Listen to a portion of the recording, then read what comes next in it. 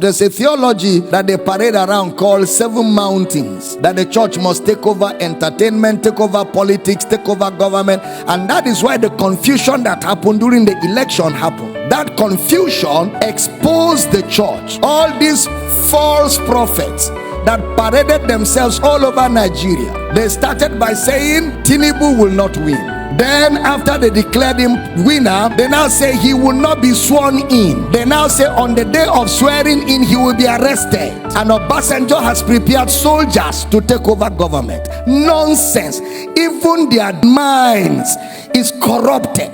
And that is why we keep saying, calm down, let's teach you Bible. You call us heretics. Let ignorance disgrace you before the world. Some churches fasted and prayed for Tinubu to die. The man is your commander-in-chief. Deal with that. That's how when Buhari entered office, a lot of Christians began to say he will die. They even said when he went to outside the country that he will not come back alive. Christians, churches, that he will die. The man did 8 good years and went on younger than when he became president, to show that the Lord is upright and there is no unrighteousness in him. God is not a killer. And with these false prophecies, they have destroyed the faith of many people, because many people fasted and prayed sincerely that Tinubu should die, and their God traveled. So now if you ask them to pray, they are not sure God will answer. They have eroded their faith. They have shipwrecked their faith because of lack of understanding that there's a difference between the kingdom of God and the kingdom of this world. How many of you remember I told you that this thing, God is not involved? Did I tell you that? It's a contest. It's a competition amongst men. And in a competition, men set the rules. In a competition, men draw the borderlines. In a competition, men judge the competition. And in a competition, men announce the winner of the competition. True or false? Anything that a man will set the rule cannot be God. God is not a man. Your elections, the rules are set by men. Your constitution is drawn by men. It's not Bible. It's not God. It cannot be God.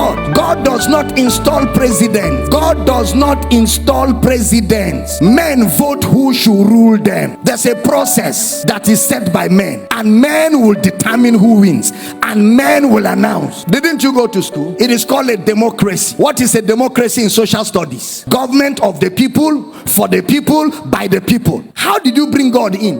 The government of God is a theocracy. You didn't hear what I said. The government of God is a theocracy. That is God's government over his people. There is no theocracy anywhere in the world. It is democracy all over the world. That is why preachers in America kept saying Donald Trump will win, and kept saying it. In fact, one woman of God was on television praying, oh God, send African angels, send African angels to come to America and make Donald Trump win. Look at caricature, disgracing themselves, men and women of God, embarrassing themselves before the world, before unbelievers, before other religions, making a caricature of themselves, allowing themselves to be overtaken by lust, ambition, and greed.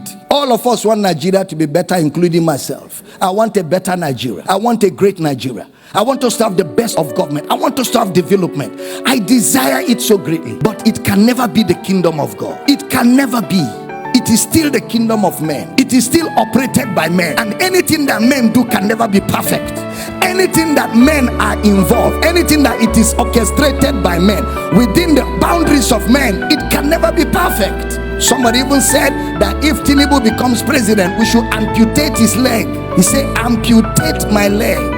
We're looking for him. Somebody even says he's a prophet. If Tinubu becomes president of Nigeria, there is no God in heaven. Look at that charlatan. That's a charlatan. That's what? A charlatan. Some churches, even pastors, stood on the pulpit and say, vote for this man. This man is the will of God. Let's fast and pray. How can a pastor be partisan?